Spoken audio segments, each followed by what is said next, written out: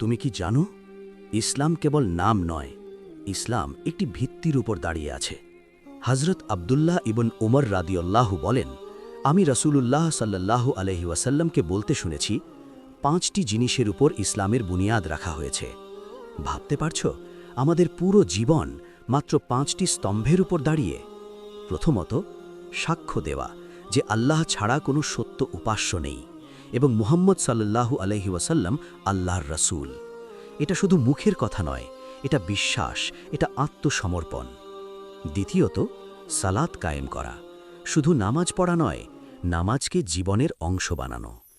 তৃতীয়ত, যাকাত আদায় করা, তোমার সম্পদে গরিবের হক আছে, এটা দান নয়, এটা দায়িত্ব। চতুর্থত, আল্লাহর ঘরের হজ করা, যদি সামর্থ্য থাকে তবে সেই ডাকে সাড়া দেওয়া। আর পঞ্চম, রমদানের সাওম পালন করা, ক্ষুধা সহ্য করে নিজেকে পবিত্র করা।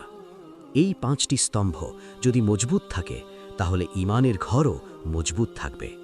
কিন্তু যদি একটি ভেঙে পড়ে, তবে আমাদের অবস্থান কোথায়? আজ নিজেকে প্রশ্ন করো, আমার ঈমানের ভিত্তি কি শক্ত? কারণ কিয়ামতের দিন নাম নয়, ভিত্তিই বিচার হবে।